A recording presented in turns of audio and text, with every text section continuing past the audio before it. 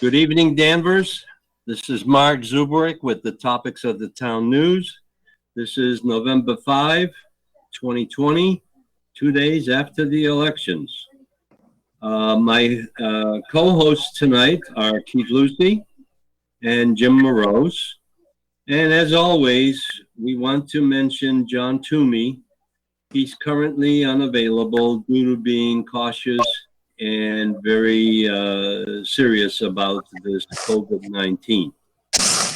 Now, if we look at the King Unwilling in Danvers, the motto, I think that has become a very serious sign in the town. The motto, King Unwilling, is becoming a common sight. Remember, the colonists lived by this motto and fought to develop this democracy, even in Danvers. We will explore the November 3 elections further down in the show.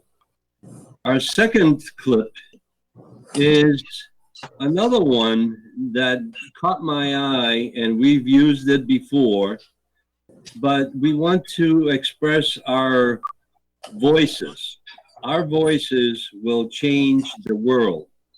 That is a clip that we've used in the past, and that was given to me in a postcard from one of our constituents for the Danvers town meeting.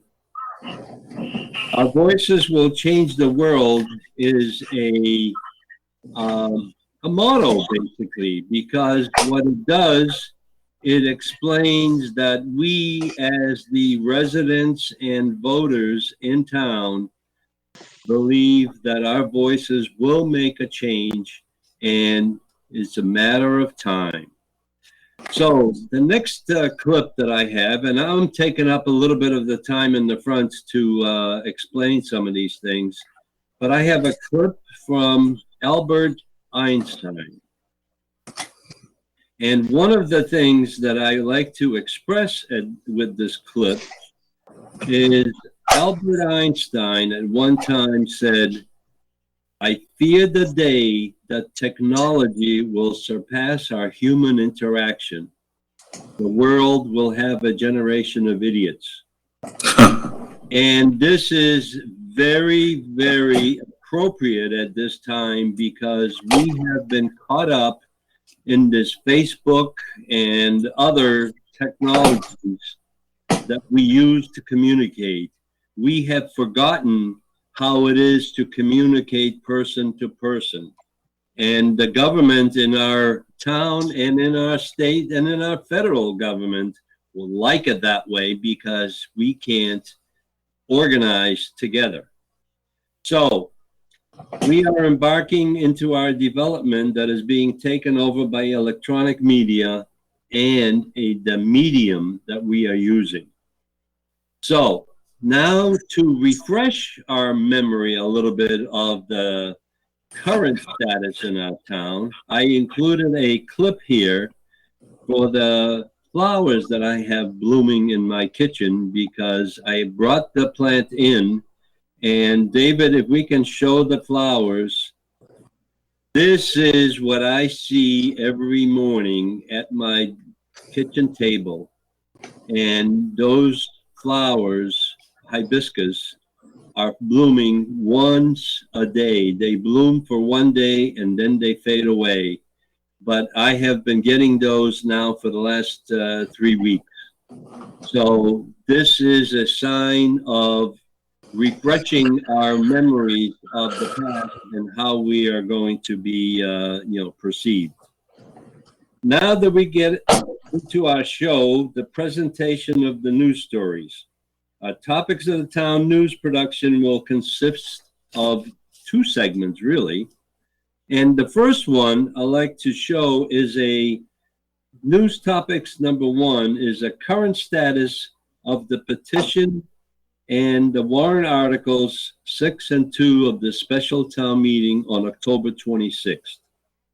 So, Keith, if you would like, I'd like to show the picture here of the thin blue line flag that's been exhibited by the state police and the honor guard of this, no, the other one, David, the one with the state police holding the thin blue line flag.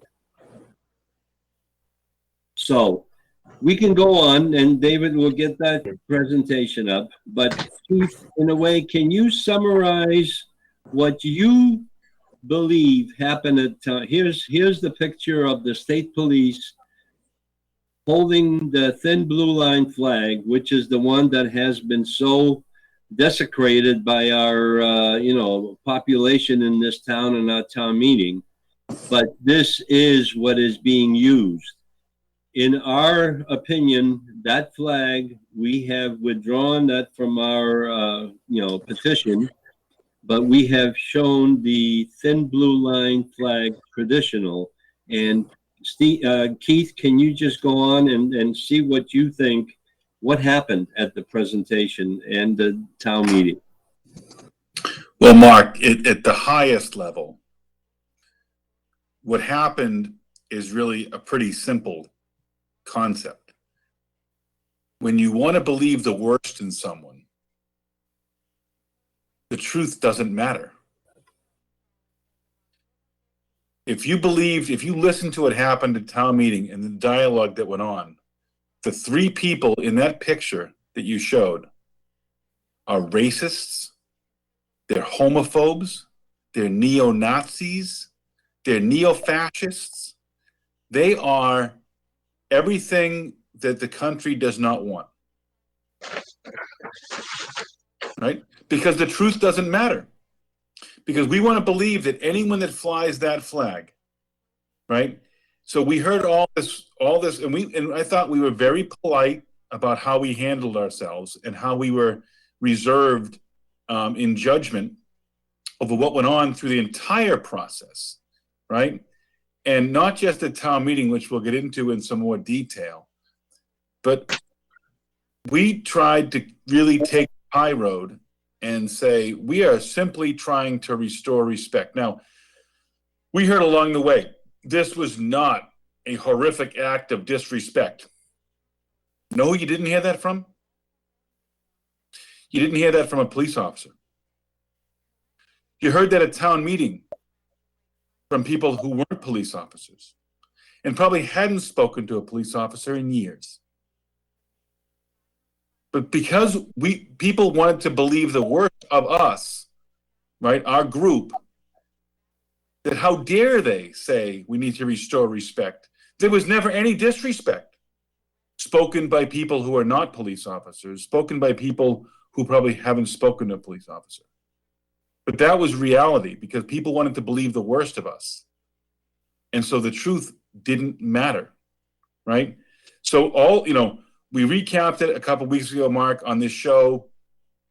At every turn, we were told no, no, no, no. To the point we walked in, frankly, tails between our legs, saying, please accept these flags and please fly these flags in May. Please.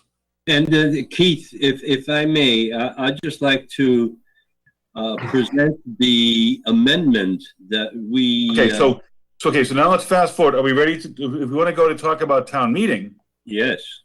Okay, a town meeting, right? So you and I tried to reach out to the moderator that day, and surprise, surprise, no response. Right? Didn't get your email. Didn't get your voicemail. I was at work all day. Sorry, I didn't get back to you.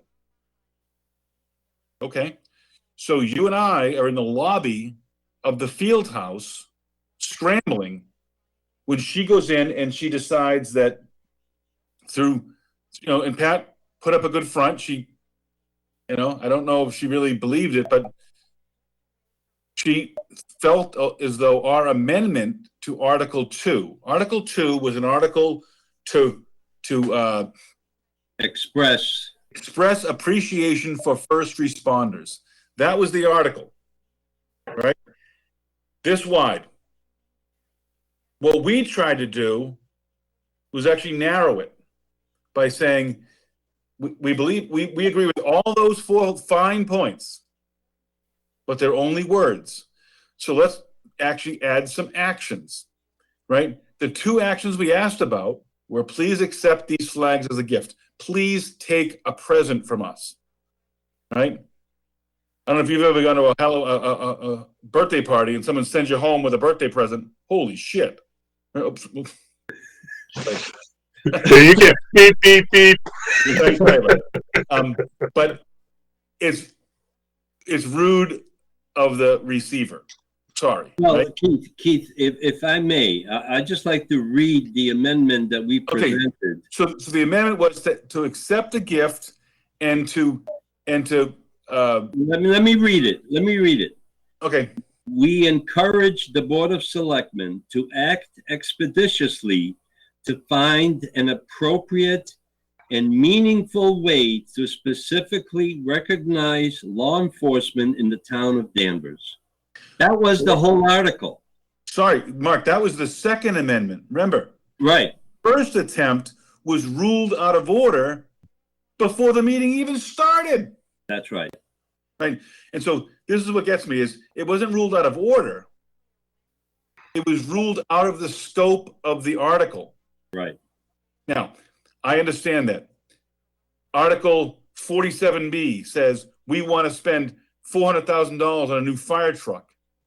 And someone offers an amendment to also spend $22,000 on textbooks. Whoa. We're not talking about textbooks. We're talking about fire trucks, right? If someone added an amendment to say, oh, let's spend $450,000 and buy the fire truck and the equipment to put on the fire truck. Right? Same scope. But yet Ms. Frazier, the moderator, comes back with out of the scope. Out of the scope. We're talking about first responders. The police department are our primary first responders, right? This is well within the scope of the article, which brings me to the next point. Before the meeting started, well before, the Wednesday or Thursday before the meeting started, I reached out to the Attorney General's office and asked if that article would be binding. Does town meeting have the authority to make that vote? And B, would the town be bound by it? Well, it turns out that Mr. Bennett got a response before I did. I still don't have a response from the Attorney General's. I followed up again the Tuesday after the meeting, and I followed up again this past Tuesday. No response. Radio silence. Mr. Bennett started his little choreographed exercise knowing about the amendment we were going to offer before we even offered it. Right. Problem number one, right? Luckily, the moderator shut him down. How many times, Mark, have you ever seen the chairman of the Board of Selectmen ruled out of order at a town meeting? That shows you the behavior of Mr. Bennett. Mr. Bennett must go. Mr. Bennett is not fit to be a chairman of the Board of Selectmen. Mr. Bennett is not fit to be a selectman. Mr. Bennett is one of the most weakest selectmen we have ever seen in my lifetime. He is strictly a puppet, right? With Mr. Bartha pulling the strings. Oh, we're going to throw a committee at it. Hey, let's join a committee, right? One of our group members asked to be part of the committee. Summarily dismissed. Get out. We don't need your kind around here. So that's what happened even before the meeting started. So you and I scramble in the lobby with the moderator's help to come up with the amendment that you read. We simply ask the Board of Selectmen to act expeditiously to recognize specifically police officers in the town of Danvers. Well, then what happened? Then we got exactly five speakers on the matter. 2 that were in favor, 2 that were opposed, 1 that rose to simply ask for clarification, right? Stunningly, the debate went to effectively all first responders are equal. Later, it went to no, everyone's a hero. There were speakers that got up and compared police officers in the town of Danvers to grocery clerks. Right. Aren't they heroes for going to work? What? Are you serious? A grocery clerk is the same as a police officer. Never, right? So we heard these arguments that, and a lot of them were personal based. My wife is a nurse. My son is a soldier. That's well and good, right? And they deserve recognition as well. But we don't have any soldiers working for the town of Danvers. We don't have any soldiers, or we don't have any nurses, rather, working for the town of Danvers. We do. Wasn't that out of scope? Wasn't it? Yeah, that should have been ruled out of order. We have police officers working for the town of Danvers, and that's who we asked to recognize. Right. I'd be all in favor of a amendment to recognize armed service members, recognize nurses, but there's got to be a priority. There's got to be a priority, and the only ones carrying guns in this town to defend us. And I know you have a clip later, Mark, about what goes on in town. It's the police officers in this town are under enormous stress, and if you don't believe me, talk to one. We have talked to many of the police. Yeah, we have, and the opposition didn't, because Right. they would have understood that that was an act of disrespect. B, they are under tremendous stress. David, could you please put that thin blue line flag that was proposed in our donation to the town and it was refused? Basically, that particular flag was our last resort to recognize the police department and the police officers that serve us every single day. This is what our flag, it was proposed, and we have obtained several of these flags to donate them to the town. However, even at the town meeting, I believe, and I'll say it if nobody else will say it, but that town meeting was set up with a vengeance to knock the Article 6 down tremendously, because they didn't want to be asked to do anything that they didn't propose. Article 2 was amended to a point where it was a last resort effort to give some recognition to our police officers. And the town meeting, in their great wisdom, decided not to vote for it. This is democracy. We know it is democracy, and we're going through some changing times already. But Jim, what did you gather from that town meeting? Well, it's kind of like, like what Keith said. I mean, between the town meeting and all the other meetings we had in regards to this whole blue line thing,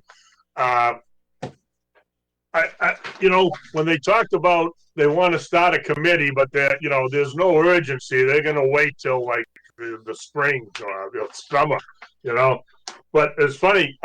I thought about. I'm going to send in a request. I'm going to fill out the talent pool, which I have here, the form to fill out talent pool. I want to be on the committee, to the committee, and you get the code of conduct. So I'm thinking about what happened at town meeting and what happened at all these meetings, and I'm looking at the code of conduct for Danvers town boards and everything else, and I read like number 10. Make decisions only after all the facts on the question have been presented and discussed. Okay, I think we did that. And remember that this is number 4.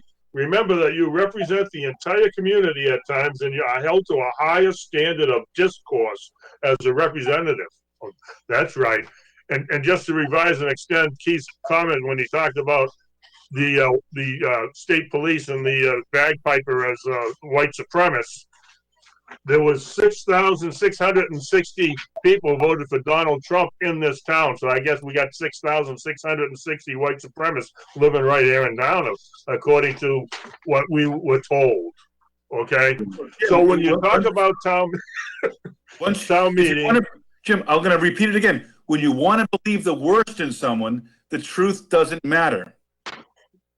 That's right. And then the thing is that what has happened, Okay. what we as an organization, as a group of residents, have basically placed this issue on the table.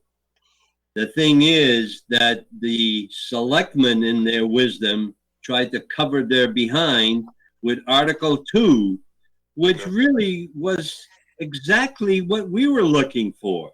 Exactly, which brings me back to the Code of Conduct, item 12. Let me read that, and I may quote: refrain from asserting personal opinions on town business, either before, during, or during your committees, and when such an assertion may be made or interpreted as a positive, So that's all they did during town meeting and all these meetings, is express their personal opinions on all these things, and their personal opinions had weight, and ours apparently did not. I think that's how it went. Well, If I'm not mistaken. But maybe someone can correct me. I know that there's a lot of things that go on in town that you'll explain further, but that's where the one thing that gets to me, and I'll express my personal opinion, is that we have been put into a position as a town by one person, or maybe two, complaining about the flag. What happened to the 450 signatures that we had from residents in our town that are being represented in this, deliberation at the town meeting or at the Board of Selectmen? I'll beat you to it, Jim. All racists, neo-Nazis, and any evil thing you want to say. Every single one of those 450 must have been a racist. Well, let's go on. David, could you put on the Danvers Police Cruiser? And I have a little blurb that I obtained from the Danvers Police Department Accreditation and Training. And the core values that the department relies on to deliver quality police services include maintaining high standards of integrity and ethics, protecting constitutional rights, solving problems and maintaining order, collaborating and partnering with citizens, reducing crime and fear of crime, protecting vulnerable populations. This is right on their website. And the thing is that the police department in our community has served us well over the last, 100 some years. But the thing is that we cannot ignore the fact that there was disrespect by the town manager in asking to remove or ordering to remove that flag. Now, we also Mark, one of the first things we saw, Mark, was an editorial, not a letter to the editor, but an editorial from the Salem News. The editorial staff opined that Bartha needs to act more as a leader and less as a dictator. But you know what? In the absence of a strong Board of Selectmen, in the absence of a strong town meeting body, he will be a dictator, and he will win as a dictator. He steps up. No one is willing to confront him. Right. Well, that's the reason I think I have been accused of by certain selectmen that I have also on the show mentioned, and in my letters to the editor, that this town is becoming a dictatorship, similar to what's happening with the state, with the governor dictating all kinds of things. We'll get into that a little later. But we also have in our town the state police barracks, Troop A. So if we can show that picture, this is something that we don't advertise, or we don't, Look away. Look away, Mark. Look away. Well, that's what's happening, and everything is swept under the rug. But our state police is another vehicle for respect for our police departments, is functioning and protecting us from the kinds of drugs that they find in our community. But nobody admits that. Well, so wait a minute, Mark. Are these drugs from Danvers, or are they from on this car? Well, what it says in the article is that it was found on the North Shore. So nobody wants to admit that there's a drug problem in Danvers, but there is a drug problem, and there is a situation where our police are protecting us. And that's my point here. Mark, there's also, these guys are out there every single day trying their best to protect us from all these evils, right? And, it goes unnoticed. But this week in the Salem News, there's one obituary and one article that jumped off the page at me, right? The first one was an obituary for an officer, Sean Connolly, 53 years old, Rowley Police Department, died unexpectedly. That's code, right? That's a code for took his own life. Don't know if it's a fact or not. Second story, yesterday's Salem News. Officer dies in Hamilton Cemetery. An off-duty Hamilton police officer was found dead in a cemetery on Wen A. 46 years old.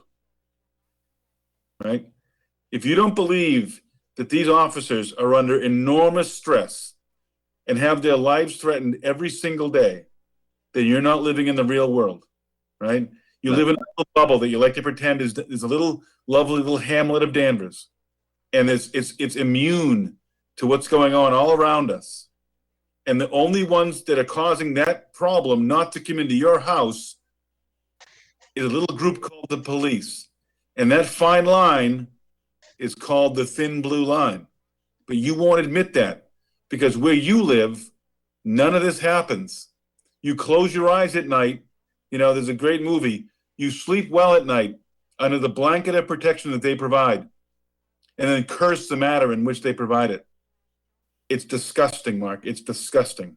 Well, this thing is bigger than what we have uncovered to date. But let me just read to close up this segment. Police have built bridges of trust with the communities they serve, yet law enforcement officials are quickly becoming their own marginalized group. We ask that people remember that police officers are often the first call you make when tragedy comes into your life. Every day, thousands of police officers are sent to help us in the darkest moments of our lives. They are often the first and sometimes the only source of consolation when we are looking to make sense out of the senseless. And I think this is a wrap up to the issue right now. This issue isn't going away. This has been placed on the table, and we believe, or I believe, that this has to be acted on by our leaders, our elected leaders, because this is not going away. Well, let me. I just want to add to the closing comments here on the police. Is that as you read the requirements or the accreditation statistics and things, they have to make life and death split-second decisions like that. They have to make it, and we have a selectman at a town meeting that. Well, we're going to have a committee, and we're going to do that about 4 or 5 months from now. Right. I memean, it's and the thing is, you're right. This is a critical issue because it was kind of funny. I was holding signs at the I'll combine the elections. I was holding signs, and there was a couple of people beside me talking, and they were saying, "Oh, did you hear? There's going to be a lot of violence and rioting in the streets after this election because of what's going on." But not here in Danvers. That won't happen in Danvers. And well, we've already started the cancel culture in Danvers. That's what it's all about. You don't like something, you cancel it out. And along with that, one of them is defund the police. And so that's the next one of the dominoes that's coming is going to be that. I mean, the police are under assault and it's life or death. You And mentioned a split-second decision, Jim, right? My father was a baseball umpire for decades, right? And he loved it. But he said it's the most difficult officiating job in all of sports. In basketball, in football, in any other sport, right? You can ignore a call. That wasn't holding. That was cold. That was holding. That wasn't. But in baseball, that pitch comes in, you got to make a call. Right. Yeah. That runner goes into first base. No one goes, I didn't see it. Call. The police officers are the baseball umpires of our lives. Right. But the ramifications of those calls are so much more. And if you think that these officers are supermen, right, that they can take as much as we pile on them, Superman gets tired, right? And to think that these guys can take all the grief we give them, all the criticism, we see what goes on in other towns. These guys are beyond their breaking point, right? I had a lovely conversation with a lady on Halloween night that said her husband, right, police officer, right, when they find a dead body, right, or have to respond to a dead body, which is very common, they're expected to be back at work the next day. Right. If you or I or anyone, any normal human being, had to go find a dead body, and I don't want to get specifically, but there's an officer in town who had to fish out a dead child out of a river, and he's already back on full-time duty. Guys, these people are not supermen, but we need to do everything we can to let them know we have their back. Like I tried to explain at town meeting, Mr. Mills expressed the comfort it gave him knowing his pride flag is in front of his house and on the flagpole, that his community has his back. The police officers need that support as well. This is not an easy time. It's never an easy time to be a police officer. This is the worst. Imagine you have to go. You have to go into a house. I don't care if it's full of COVID or not COVID, right? You have to go in, right? Or your choice is to quit. But yet we hear them compared to grocery clerks. That, to me, was disgusting. And there are so many apologies owed from those that spoke at town meeting. Better to think poorly of someone and stay silent than open your mouth and insult them. And that's exactly what happened. And that's what came across from the police officers we've been hearing. The comments at town meeting clearly showed many police officers where the town thought of them. You can think all the time, we approved your budget, so aren't we glorious? Yeah. It came time to recognize this. Cost nothing. What did you do? Nothing. That's right. Well, we are at a close of our first segment, gentlemen, but I think this issue is not going away, and we're going to continue working on it. So let's keep this going. Now, the next story is the big story of 2020, the November 3rd elections. And we have just a little clip from the field house elections happening in Danvers. And it's a very short clip, but you know what? There was all kinds of activity on the internet and on the news media that there's going to be lines, there's going to be all kinds of, delays in voting. Well, in town of Danvers, we have, and I took these numbers before the elections really started at Town Hall, because after a while, the numbers were, commingled with the current vote. But before November 3rd, we had 5,052 votes that were held as early votes at Town Hall.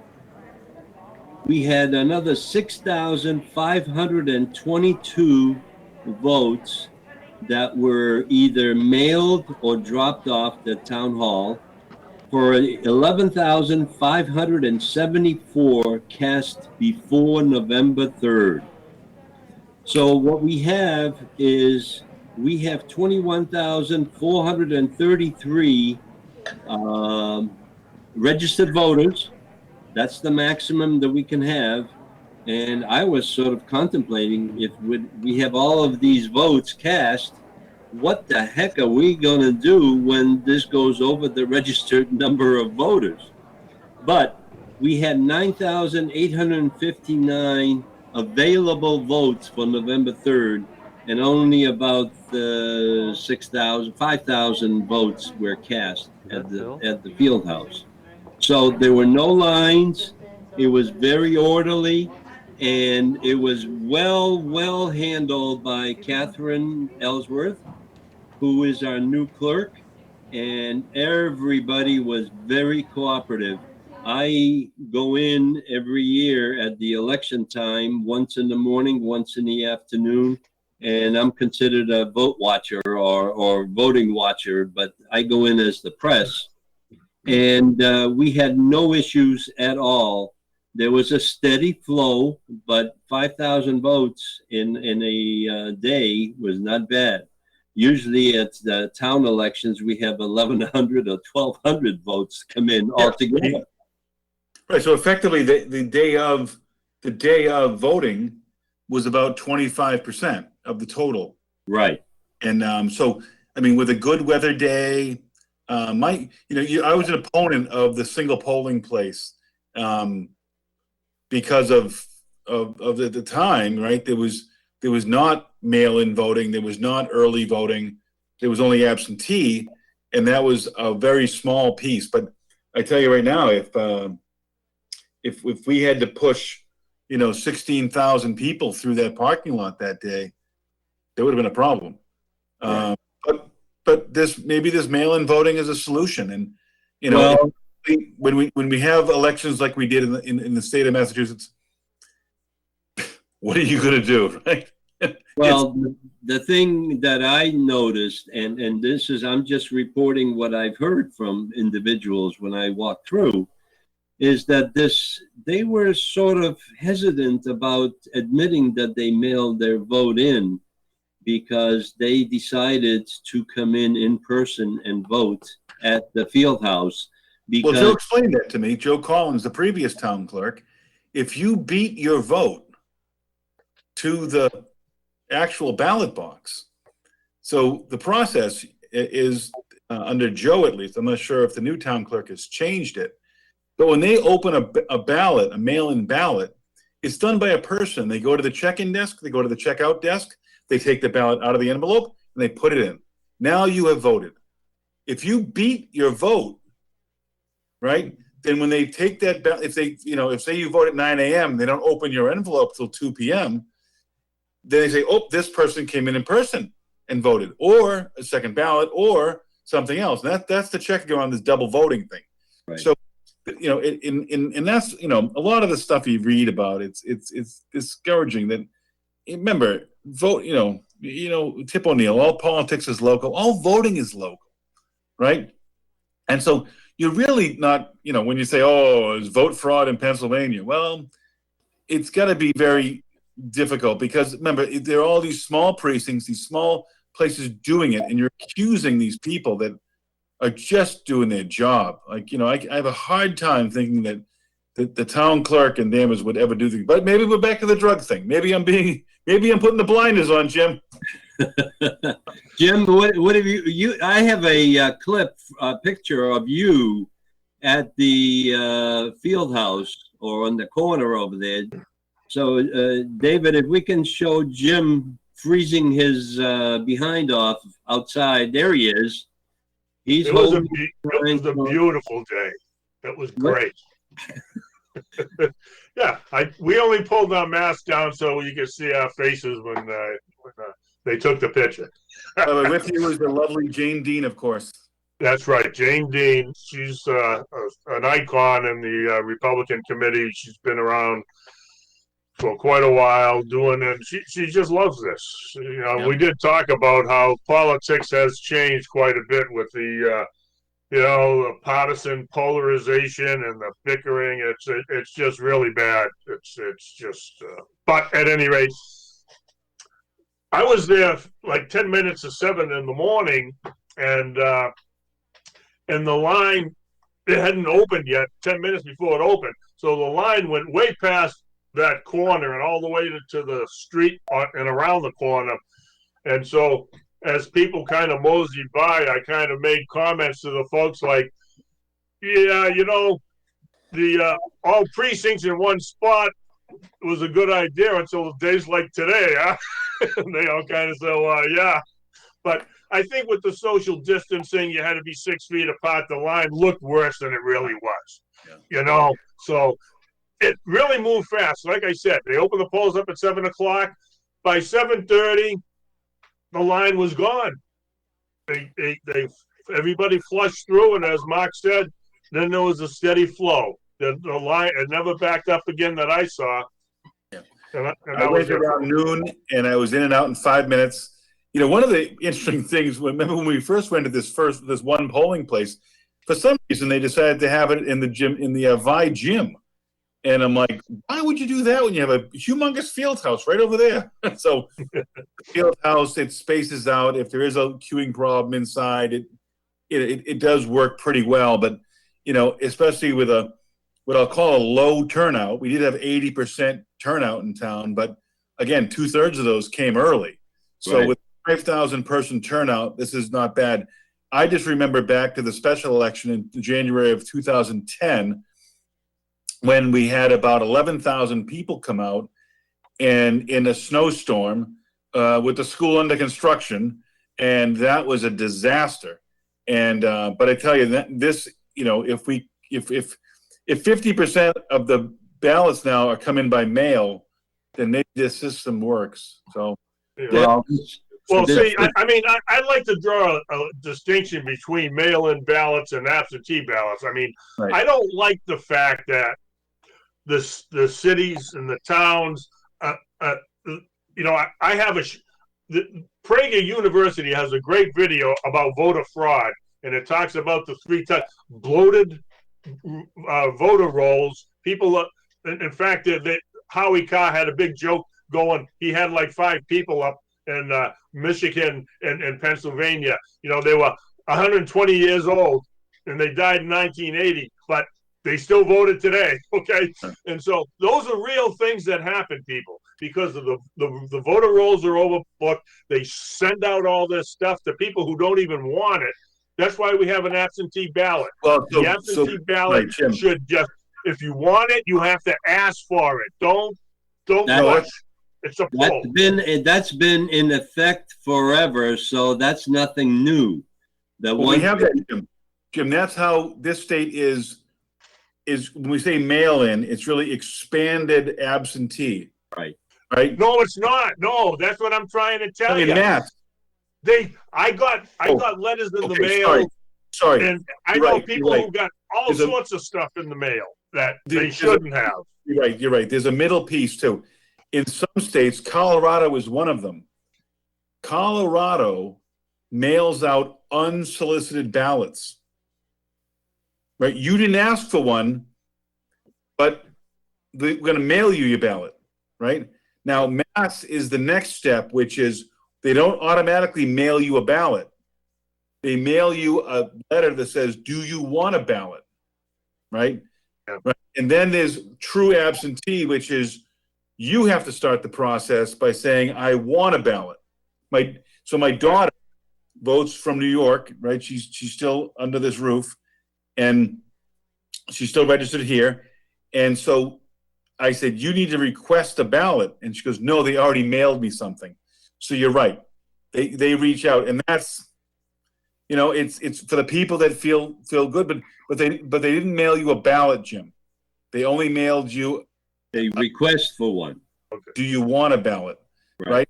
That's I guess there's 4 phases to it, right? There's the Colorado method, but they're all stoned out there anyways, right? We're going to mail out the ballots. That's terrible, right? That is Rocky Mountain High. Okay, let's move on. Got to election day and went in to vote, and someone said you already voted. Let's move on to the results. Okay, the results. David, if you can just throw up the results, there's 2 pages of that. The first one is stunning. The first one is what? Is stunning, I think. Well, let's take a look at it. So what jumped off the page for me when I saw this, Mark, was that 14,000 registered voters in Danvers consider themselves to be unenrolled. Right. And that is more than double number that are actually enrolled. Combined. That's what I'm saying.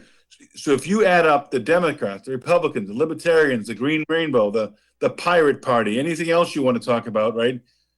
You get to about 7,000, and yet the unenrolled are 14,000, right? That means people are sick of the party system. Now, what just happened, right? What happened 4 years ago, really? Let's go back 4 years.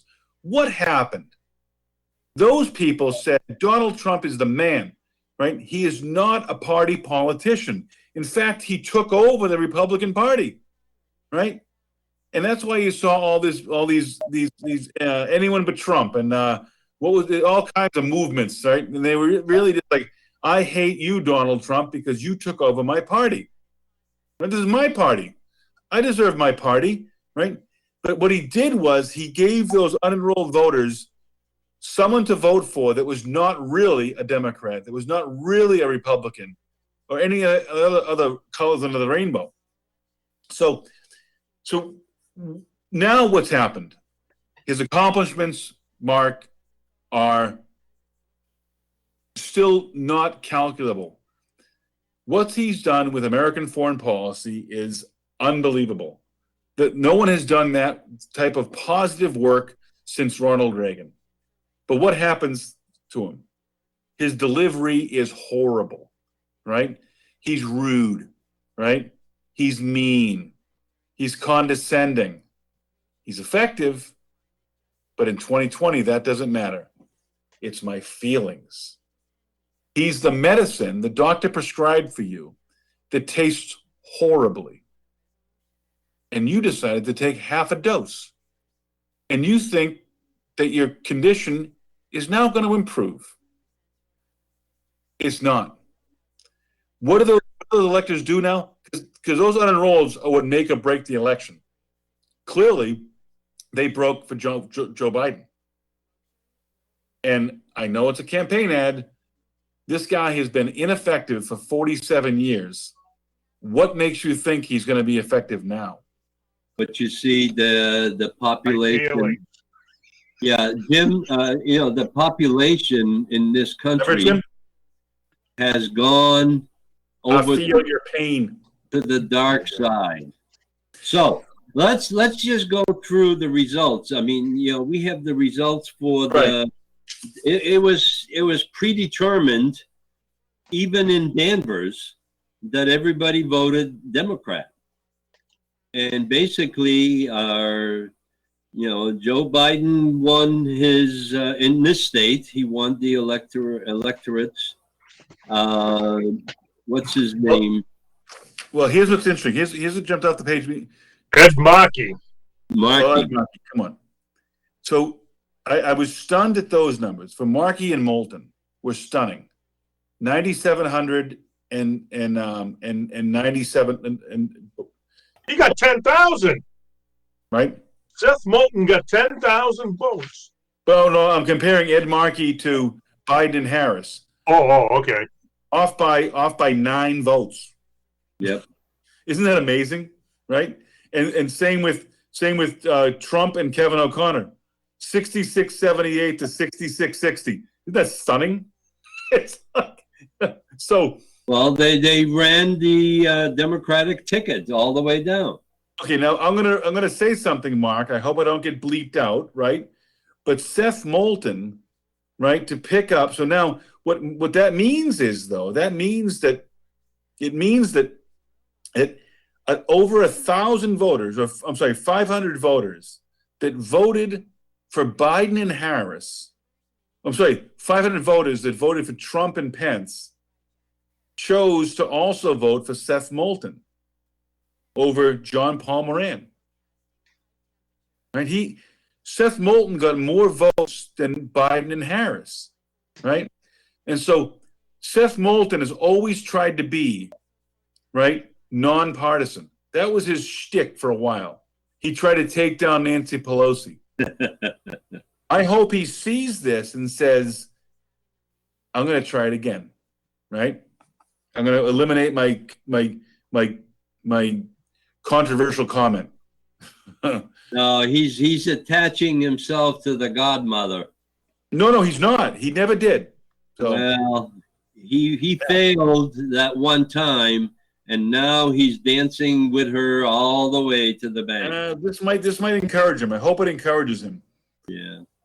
Well, let's go to the representatives state. That's the most important one for us as a 13 district covering Danvers, West Peabody, and parts of Middleton. Disagree. Well, you can disagree, but the thing is, those are the people that influence us in daily decisions from the State House. So what do we have? We had Bob May, Bill Bates, Sally Kearns. So these are only the Danvers results. But Bob May actually won in Peabody by about 1,500 votes. Yeah. Did very well in West Peabody. And I will tell you, as someone that worked with Bob May, that was his strategy. He was hoping, actually, for Bill Bates to do a better job in Danvers. And if Bill Bates had pulled maybe another 1,000 or 2,000 votes from Sally, that Bob may have won. Bill Bates was an incredibly weak candidate, right? Bill Bates has always been an incredibly weak candidate. He's just worked for Mr. Spiliotis for, I don't know, the past 15 years. And Mr. Spiliotis wouldn't give him the heads up that he was going to retire and let Bill register as a Democrat. Wow, that says all you need to know about William J. Bill Bates, right? The guy is just a hack, and he was brought along as a hack, and now he's probably calling Sally saying, job well done, can I keep my job as your constituent services representative? You know, I cracked up laughing when I saw in the Salem News that Bill Bates wants to improve constituent services. Wait a minute. That was the job he was doing. That was his job. So you think that now, by being elected to the top position, you're going to improve the position by leaving? That cracked me up. I got close. Anyways. All right. So let's did a great job too. Jason Guida was not. Bob May is semi or fully retired. Got to spend a lot more time on the campaign trail than Jason Guida did. And Cohane, Chris Cohane, the two of them just got into it for the good reasons, but just didn't have the opportunity to really follow through. But I wish them all well. I do hope that Bob May continues, and these are 2-year seats. These are not life appointments, much like the Senate and the U.S. Rep seems to be. But these are only 2-year appointments, and I know Sally has been there before. What I will say nice about Sally is she will tell you the honest truth. She will tell you that she wants to double your income tax. She will tell you that she wants to make the CPA mandatory. She will tell you all these things because that's what she believes. And I really appreciate being told honestly. Our previous state rep would tell you one thing and then do another. But Sally is at least honest. And if in this town, the demographics of this town are shifting so much that maybe Sally will have a positive effect, at least on the financial picture of this town. All right. So now when we move on, the final ones are the 2 questions and right to repair and ranked choice voting. I think we're going to be sorry for either one of them that we voted for. So ranked choice voting would have caused, the state rep race to go to a ranked choice. Yep. Right? And it still would have been Sally. So what's the point? We have a ranked choice voting system built in. It's called the next election. That's right. Or re-election. Yeah. So David, if you can just throw in my last clip.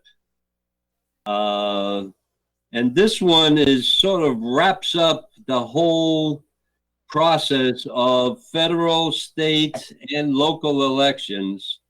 And what I wanted to do is sort of express my view. In America, they call it lobbying. Everywhere else in the world, they call it bribery and corruption. And we are in a state of bribery and corruption, whether we like it or not, whether it's through elections, whether it's through money laundering, whether it's through accusations that are unfounded. So this is my wrap up. I don't know, Keith, you want to wrap this up?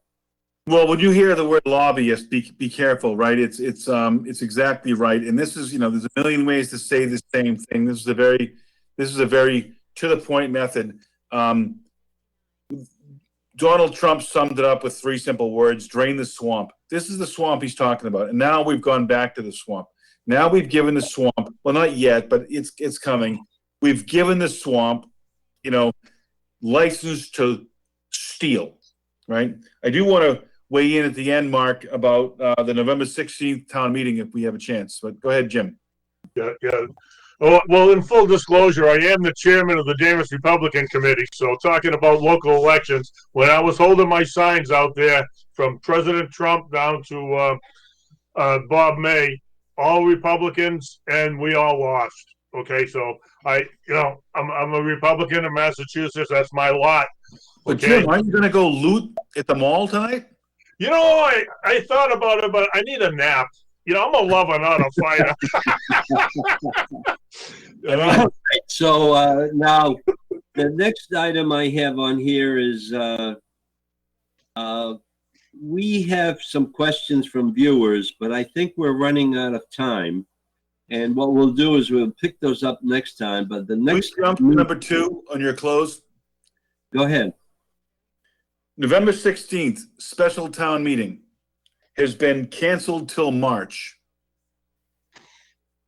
Isn't that the town meeting we were asked politely to let our article be moved on? Yes, and if we didn't have ours, they wouldn't be able to have goats. But here's the problem, right? Once we had done that, if I was even legally authorized to say, hey, town, I'm special. I get to violate state law by telling you can have a town meeting whenever you please, right? I don't think I have that authority. No. We would have been moved on to the November 16th special town meeting, which would have then put them in charge, and we would not have had that issue addressed until March of 2021. Right. Just the way they like it. Delay, distract, right? Let them go to sleep. They'll forget about it, right? It's ridiculous, but that's what would have happened. And so I'm glad we stuck to our guns, even though, it was to our own demise. We at least settled the issue. And that's what we were hoping to do. No, nothing. We're down to less than 2 minutes now. No, Go ahead, Mark. The last item I would like to bring up is the recent governor dictator actions. Town management falling in line with these rules. These rules are again guidance, but now carry fines. New COVID rules and fines. November 16 town meeting has been canceled. Thanksgiving is being canceled by the governor. Where the heck does he come out with that? Now they're talking about Christmas being canceled. So Mark had said you're allowed to have up to 25 people at a funeral, but only 6 people for Thanksgiving. So I'm having a funeral on Thanksgiving for my turkey. David, put on the last picture, please, because I think this is exactly what's happening in our town of Danvers. Jim? You should have took a picture of that sign in Danvers Square. Danvers, mask up. Yeah, I know. I remember the Gardner Trask asking about that, talking about that on the selectmen, and then the next day we got the sign up there. Okay, in conclusion, gentlemen, thank you very much for being here, but the town hall is somewhat open. Selectmen are hiding in their bunkers. Lack of leadership and direction to the community. The town management has only vengeance